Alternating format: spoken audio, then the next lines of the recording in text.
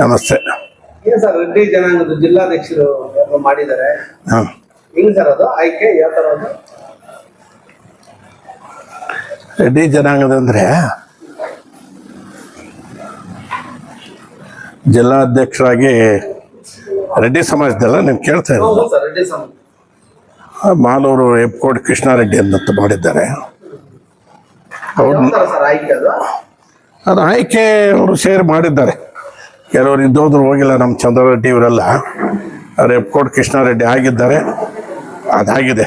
ಅದು ಮಿಕ್ಕಿದ ವಿಚಾರ ಏನಂದರೆ, ಇಲ್ಲಿ ಒಬ್ಬನು ತಾಲೂಕು ರೆಡ್ಡಿ ಸಂಘದ ಅಧ್ಯಕ್ಷನಾಗಿದ್ದಾನೆ, ಉಪಾಧ್ಯಕ್ಷನಾಗಿದ್ದಾನೆ. ಇಲ್ಲಿದ್ದರೆ ನಡೀತಾ ಹೋಗ್ತಾ ಇದೆ.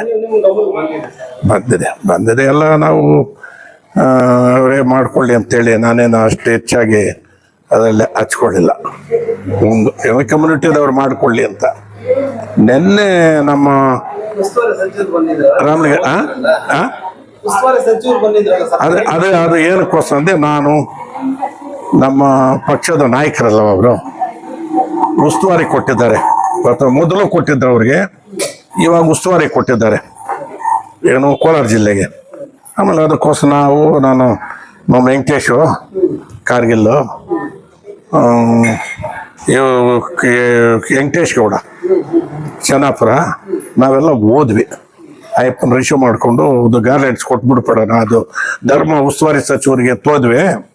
ಅಷ್ಟರೊಳಗೆ ಅಲ್ಲಿ ನಮ್ಮ MLC ಅನಿಲ್ ಅವರು ಇದ್ದರು, ಕೊತ್ತೂರು ಮಂಜುನಾಥ್ ಇದ್ದರು, ಕೋಲಾರ ತಾಲೂಕು ಬ್ಲಾಕ್ ಅಧ್ಯಕ್ಷರು ಎಲ್ಲರೂ ಇದ್ರಲ್ಲಿ. ನಾವು ನಮ್ದು ಏನಂದರೆ ಇಂಪಾರ್ಟೆಂಟ್ ಇದ್ದಿದ್ದು, ಕರ್ನಾಟಕದ ಪ್ರಥಮ ಮುಖ್ಯಮಂತ್ರಿ KC ರೆಡ್ಡಿ ಅವರು ಬಂಗಾರಪೇಟೆ ತಾಲೂಕು KGF ಏರಿಯಾ, ಅವರು ಪ್ರಥಮ ಮುಖ್ಯಮಂತ್ರಿ ಆಗಿದ್ದು ಕರ್ನಾಟಕಕ್ಕೆ. ಅದು ಕೆಲವಾರು ವರ್ಷಗಳನ್ನ ನಡೀತಾ ಇದೆ. ಏನೋ ಅವರು ಪ್ರತಿಮೆ ಇಲ್ಲಿ ಸ್ಥಾಪನೆ ಮಾಡಬೇಕು ಜಿಲ್ಲೆಯಲ್ಲಿ ಅಂತ. ಸನ್ಮಾನ್ಯ ಶ್ರೀನಿವಾಸ್ ಗೌಡರು ಕೋಲಾರ ಮಾಜಿ ಸಚಿವರು, ಅವರು ಪುತ್ಥಳಿನೂ ಮಾಡಿಸಿದ್ದಾರೆ ಪಾಪ. ಚಗಲಾರೆಡ್ಡಿದು ಕೆಲವಾರು ತಿಂಗಳಾಗಿದೆ ಪಾಪ ಮಾಡಿಸಿ.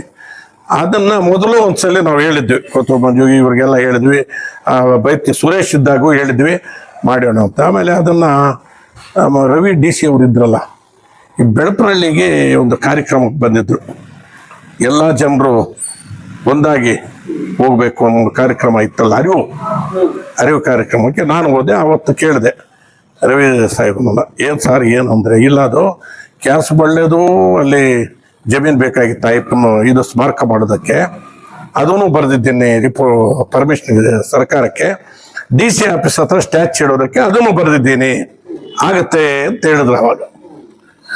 ಅದನ್ನು ನಾವು 3 ಜನ ಹೋಗಿ ಮೊನ್ನೆ ಅಯ್ಯಪ್ಪನ ಕೇಳಿದ್ವಿ. ಕಾಂಗ್ರೆಸ್ ಆಫೀಸ್ಗೆ ಬಂದ್ರೆ ಅಲ್ಲಿಂದ ಕಾಂಗ್ರೆಸ್ ಆಫೀಸ್ನಲ್ಲಿ ಕೂತ್ಕೊಂಡು ಕೇಳಿದ್ವಿ, ನೋಡೋಣ ಇದು ಅರ್ಜೆಂಟ್ ಆಗಿದೆ, ಒಬ್ಬ ದಿವಂತ ನಾಯಕ ಪ್ರಥಮವಾಗಿ ಆಗಿರೋದು, ಅವ್ರದ್ದಾಗಿಲ್ಲ, ಅವ್ರದ್ದೇನಾದರೂ ಮಾಡಿ ಇದನ್ನು ವ್ಯವಸ್ಥೆ ಅರ್ಜೆಂಟ್ ಆಗಿದೆ. ಇಲ್ಲ ನಾನು ಮಾತಾಡ್ತೀನಿ ಅಂತ ಹೇಳಿದ್ರು. ಆಮೇಲೆ ಅಷ್ಟರೊಳಗಡೆ ಅನಿಲ್ ಹೇಳಿದ್ರು, ನಾನು ಎಲ್ಲೇ ಕ್ವಶನ್ ಕೂಡ ಹಾಕಿದ್ದೀನಲ್ಲ, ಅದ್ರ ಬಗ್ಗೆ ಇಮಿಡಿಯೇಟಾಗಿ ಮಾಡಬೇಕು ಅಂತ.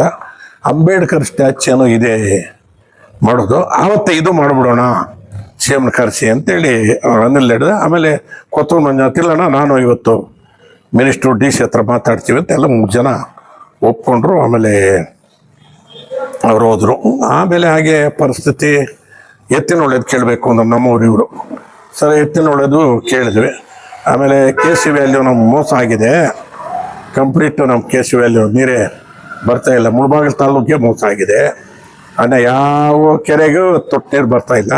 ಎತ್ತಳದ ಅದು ಬೇಡ, ಅದು ಗಲೀಜ್ದಿರಪ್ಪ, ನಾನು ಒಳ್ಳೆ ನೀರು ಕೊಡ್ತೀನಿ ನಿಮಗೆ, 2027ಕ್ಕೆ ನಿಮ್ಗೆ ಕೊಡ್ತೀನಿ ಅಂತೇಳಿ ಹೇಳಿದ್ರು ಅವರು. ಸರ್ ಅಷ್ಟರೊಳಗೆ ಮಾಡಿದ್ರು. ಏನು ನಿನ್ನೆ ಮತ್ತೆ ಪೋರ್ಟ್ಬಲಿ ಚೇಂಜ್ ಆಗೋದು. ಅವರು ಜಲಸಂಪನ್ಮೂಲ ಇದ್ರಲ್ಲ, ಫಾರೆಸ್ಟ್ ತಗೊಂಡ್ಬಿಟ್ಟಿದ್ದಾರೆ. ಜಲಸಂಪನ್ಮೂಲ ಗಲಾಟೆಗಳು ಅಂತೇಳಿ ಫಾರೆಸ್ಟ್ ತಗೊಂಡಿದ್ದಾರೆ. ನಿನ್ನೆ ಸೈಕಲ್ ಯಾವುದಾದ್ರೂ ಕೊಳ್ಳಿ ಜಿಲ್ಲೆ ಉಸ್ತುವಾರಿ ಅಂತ ಅವರೇ ಇರ್ತಾರೆ. ಇಷ್ಟು ಮಾತ್ರ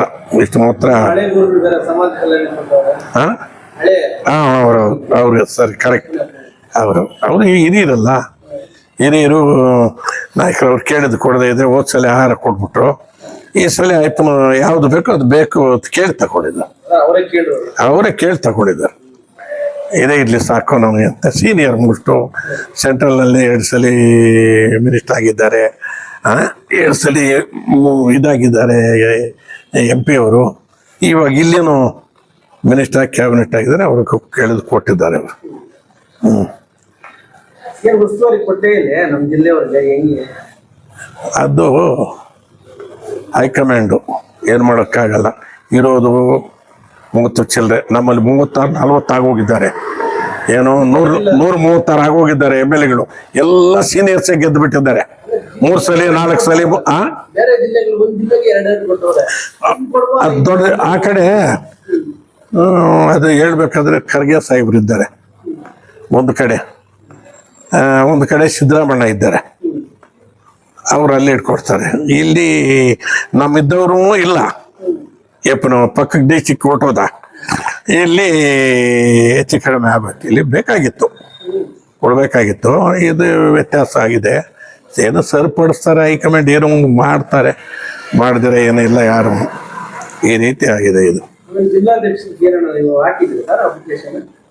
ಹಾಕಿದ್ದೀನಿ ನಾನು.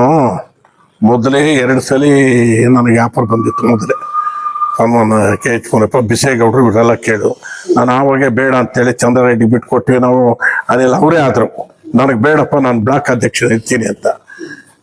ಇವಾಗ ಅದು ಏನಾಯ್ತು ಅಂದರೆ, ನಮ್ಮಲ್ಲಿ ಇಲ್ಲಿರೋರು ಆದಿನಾರಾಯಣ್ ಇನ್ಕ್ಲೂಡಿಂಗು ಗೌತಮು ಇವರೆಲ್ಲ ನಮ್ಮ ತಾಲೂಕಿನ ಆದ್ಯತೆ ಎಲ್ಲ ನಾಯಕರು, ಲೀಡರ್ಸು, ವರ್ಕರ್ಸು ಕೆಟ್ಟ ಪಟ್ಟು ಹಿಡಿದ್ಬಿಟ್ಟು ಜಿಲ್ಲೆಯಲ್ಲಿ ಕೆಲವರು ಒತ್ತಾಯ ಮಾಡಿದ್ರು. ಇಲ್ಲ, ಈ ಸಿಚುವೇಶನ್ ಏನಿರೋ ನನಗೆ ಇಷ್ಟನೇ ಇಲ್ಲ, ಇವತ್ತಿಗೂ ನನಗೆ ಇಷ್ಟ ಇಲ್ಲ, ಏನು ಮಾಡೋದು. ಆಮೇಲೆ ಒಪ್ಪಟ್ಟಿಂದ ಆಯಿತು. ನಮ್ಮ ತಾಲೂಕಿನಲ್ಲಿ ಅತಿ ಹೆಚ್ಚಾಗಿ ಹೇಳಿದ್ದಾರೆ, ಹೋಗಿದೆ. ಇನ್ನೂ 6 ತಾಲೂಕು ಇದೆಯಲ್ಲ, ಇವಾಗ 3 ತಾಲೂಕು ಆಗಿದೆ. ಶ್ರೀನಿವಾಸಪುರ, ಮುಳಬಾಗಿಲು, ಮಾಲೂರು. ಏನು ಒಪಿನಿಯನು ಇಲ್ಲ ಇಲ್ಲ ಇಲ್ಲ, ಅವ್ರಿಗೂ ಆಗಿದೆ. ಶ್ರೀನಿವಾಸಪುರ ಬೇರೆಯವ್ರಿಗೆ ಹೇಳಿದ್ದಾರೆ, ನಮ್ಗೇನೋ ಒಂದು 5 ಜನ ಹೇಳಿರ್ತಾರೆ, ನಮ್ಗೆ ಗೊತ್ತೇ ಇಲ್ಲ ಅದು.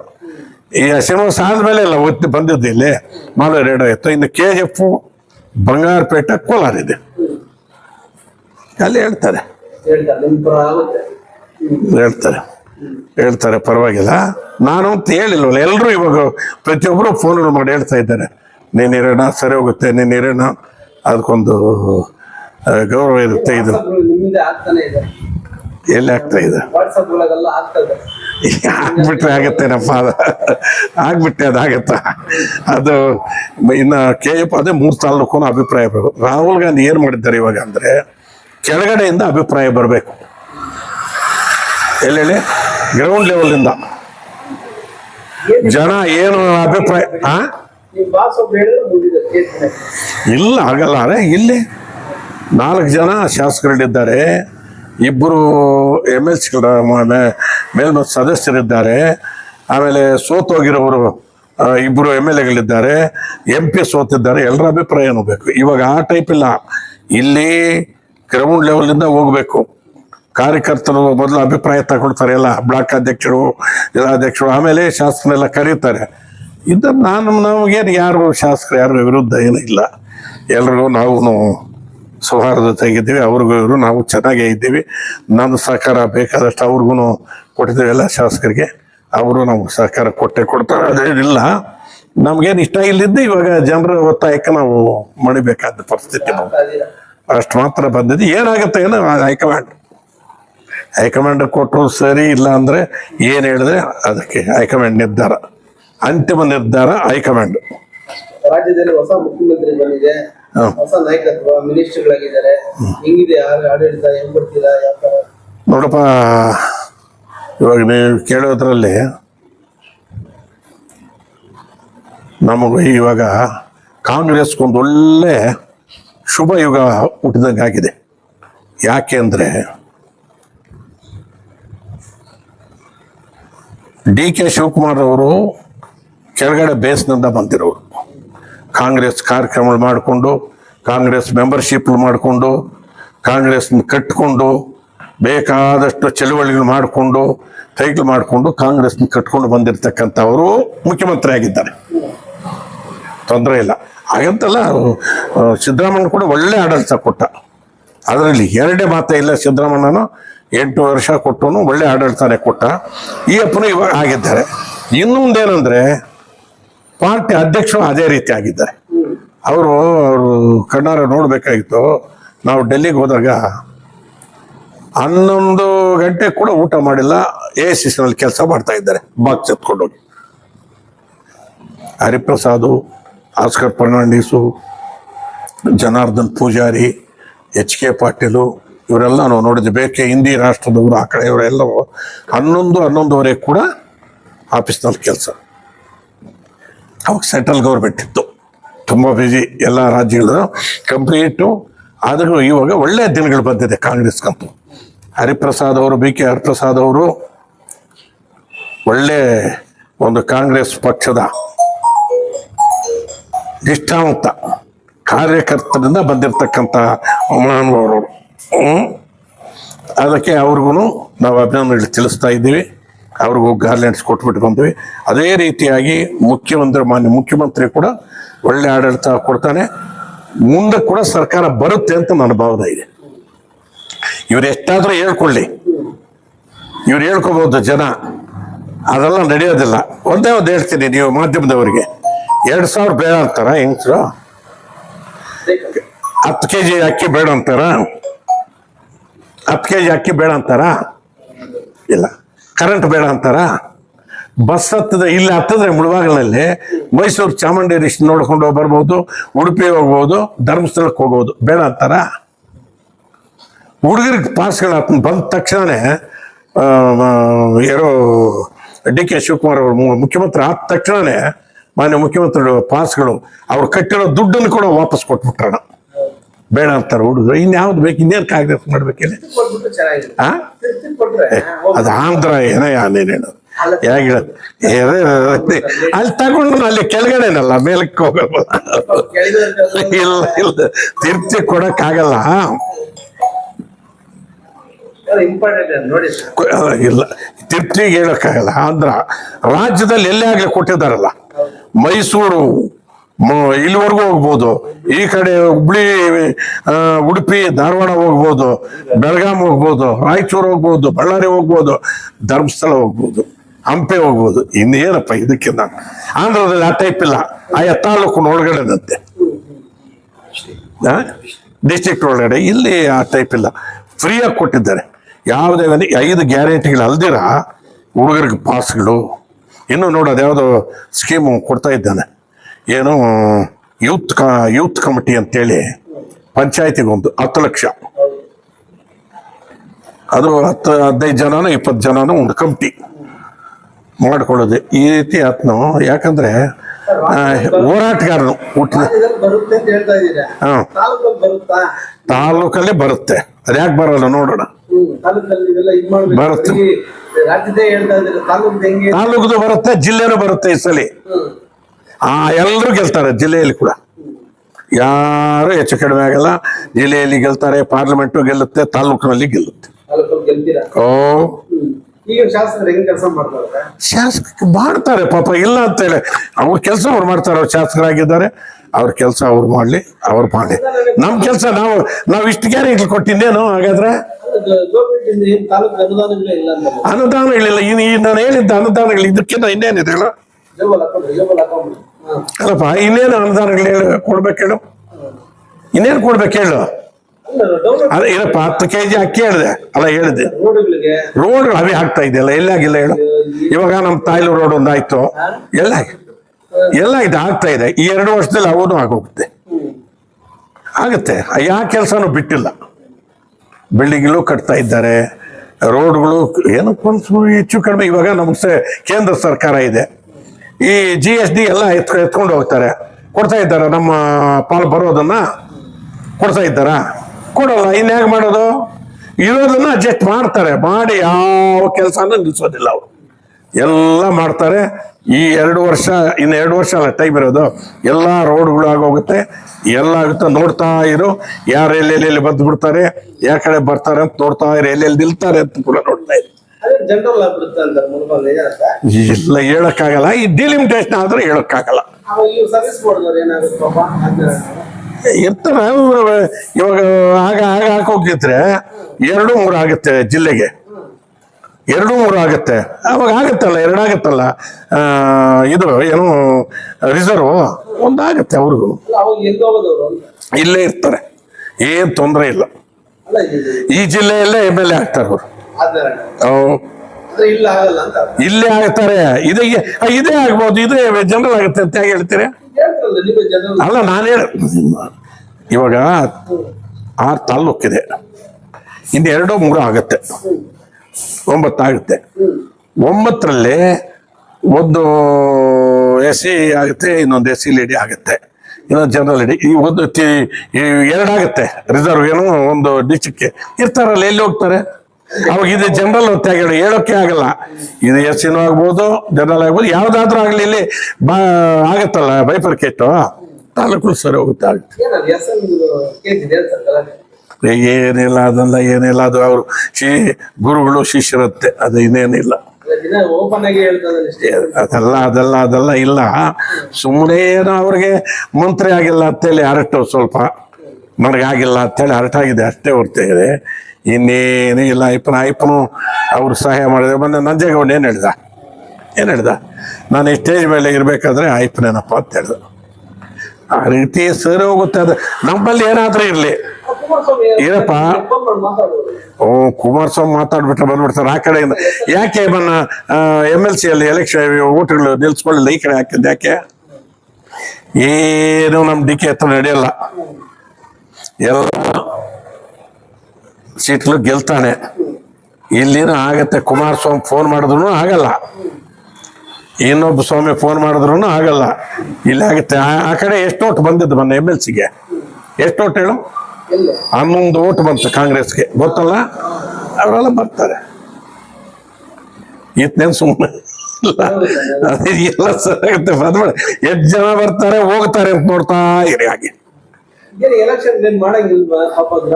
ಎಲ್ಲ ಇವಾಗ ಇರಪ್ಪ, ಇವ್ರು ಮಾಡಿದ್ರ ಬೊಮ್ಮಾಯಿ ಮಾಡ್ದೇನೆ ಹೇಳು. ಅಲ್ಲ ಅದೇ ಇರ್ಲಿ, ಅದೇ ಆಗ್ಲಿ ಇರಪ್ಪ. ಬೊಮ್ಮಾಯಿ 3-4 ವರ್ಷ ತಳ್ಕೊಂಡೋದ ಮಾಡಲಿಲ್ಲ. ಸಿದ್ದರಾಮಯ್ಯ ಬಂದ್ರು, ಸಿದ್ದರಾಮಯ್ಯನೂ ಈ 1-3 ವರ್ಷ ಆಗೋಯ್ತು. ಇದು ಇವಾಗ ಎಲೆಕ್ಷನ್ ಇಯರ್, ಎಲ್ಲ ಎಲೆಕ್ಷನ್ ಮಾಡ್ತಾರೆ, ಒಂದು ಇಡೋದಿಲ್ಲ. ನಗರಸಭೆ ಮಾಡ್ತಾರೆ, ಗ್ರಾಮ ಪಂಚಾಯತಿ ಮಾಡ್ತಾರೆ, ತಾಲೂಕ್ ಪಂಚಾಯತಿ, ಜಿಲ್ಲಾ ಪಂಚಾಯತಿ ಒಂದೇ ದಿನಾನೇ ಅದು ಬರುತ್ತೆ. ಒಟ್ಟೆಲ್ಲ ಮಾಡಿ ಯಾವ ಎಲೆಕ್ಷನ್ ನಿಲ್ಲಿಸ್ಕೊಳ್ಳ. ಲೋಕಲ್ ಎಲೆಕ್ಷನ್ ಎಲ್ಲ ಆಗೋಗುತ್ತೆ ಇವಾಗ. ಅರ್ಥ ಆಯ್ತಾ? ಲೋಕಲ್ ಎಲೆಕ್ಷನ್ಸ್ ಅಲ್ಲೆಲ್ಲ ಕಂಪ್ಲೀಟ್ ಆಗಿ ಆಗುತ್ತೆ, ಯಾವುದು ಇಡೋದಿಲ್ಲ ಎಲೆಕ್ಷನ್ ಅಂತ. ಇಲ್ಲ 29ಕ್ಕಲ್ಲ, 26 ಲಾಸ್ಟ್ಗೆ ಗ್ರಾಮ ಪಂಚಾಯತ್ ಚುನಾವಣೆ ನಡೆದೋಗುತ್ತೆ. ಅದಾದ ತಕ್ಷಣ ತಾಲೂಕ್ ಪಂಚಾಯತಿ, ಜಿಲ್ಲಾ ಪಂಚಾಯತಿ, ಅದೇ ಇದು ಯಾವುದು ನಗರಸಭೆ ಎಲ್ಲ 27 ಜನವರಿ ಫೆಬ್ರವರಿ ಒಳಗಡೆ ಎಲ್ಲ ಆಗುತ್ತೆ. 7 ಫೆಬ್ರವರಿ ಮಾರ್ಚ್ ಒಳಗಡೆ ನಗರಸಭೆ, ಗ್ರಾಮ ಪಂಚಾಯತಿ, ತಾಲೂಕ್ ಪಂಚಾಯತಿ, ಜಿಲ್ಲಾ ಪಂಚಾಯತಿ ಒಂದು ಎಲೆಕ್ಷನ್ ಕೂಡ ಇರಲ್ಲ, ಎಲ್ಲ ನಡೆಯುತ್ತೆ, ಎಲ್ಲ ಮಾಡ್ತಾರೆ. ಜನ ನಂಬೋದು ಕರೆಕ್ಟ್ ಆಗಿ ಡಿಸೆಂಬರ್ ಅನೌನ್ಸ್ ಆಗಿದೆ ನೋಡು. ಗ್ರಾಮ ಪಂಚಾಯತಿ ಡಿಸೆಂಬರ್ಗೆ ಆಗಿದೆ, ಆಗುತ್ತೆ, ಇವಾಗ ಆಗುತ್ತೆ. ತುಮಕು ಕ್ಲಿಯರ್ ಆಗಿದೆ. ಡಿಸೆಂಬರ್ 15ಕ್ಕೆ ಶುರುವಾಗಿ ಹೋಗುತ್ತೆ. ಅದೇ ಈಗ ಅರಣ್ಯ ಮಂತ್ರಿ ಈಗ ನಿಮ್ಮ ರಾಮಲಿಂಗಾರೆಡ್ಡಿ ಅವರು ಆಗಿದ್ದಾರೆ. ತಾಲೂಕಲ್ಲಿ ಫಾರೆಸ್ಟ್ ಗಲಾಟೆಗಳು ಇದೆಯಲ್ಲ, ಸಾಲ್ವ್ ಆಗುತ್ತೆ, ಎಲ್ಲ ಮಾತಾಡ್ತೀವಿ. ರೈತರು ತೊಂದರೆ ಕೊಡದಿರ ಮಾಡಬೇಕು ಅಂತ ಹೇಳ್ತೀವಿ. ಯಾವುದೋ ಕಾನೂನು ಏನೋ ಅವರು ನ್ಯಾಷನಲ್ ಪಾರ್ಕ್ ಅಂತ ಇರುತ್ತೆ, ಅಂತ ಪಾರ್ಕ್ಗಳು ಉಳುಬೇಳೆ ಮಾಡ್ಕೊಂಡಿದ್ರೆ ಅವ್ರು ಬಿಡಿಸ್ಕೊಳ್ತಾರೆ. ಮಿಕ್ಕಿದಲ್ಲ ರೈತರಿಗೆ ತೊಂದರೆ ಕೊಡಬಾರ್ದು ಅಂತ ಹೇಳ್ತೀವಿ, ನಾವು ಮಾಡ್ತೀವಿ. ಮಾತಾಡ್ತೀವಿ. ಯಾರ ರೈತರ ಪರವಾಗಿ ನಾವು ಮಾತಾಡಲೇಬೇಕು. ಯಾರು ತೊಂದರೆ ಕೊಡ್ತೀರಾ ಇನ್ನು ಮುಂದೆ ನಾವು ಅದನ್ನ ವ್ಯವಸ್ಥೆ ಮಾಡ್ತೀವಿ, ತೊಂದರೆ ಆಗದಿರ ನೋಡ್ಕೊಳ್ತೀವಿ.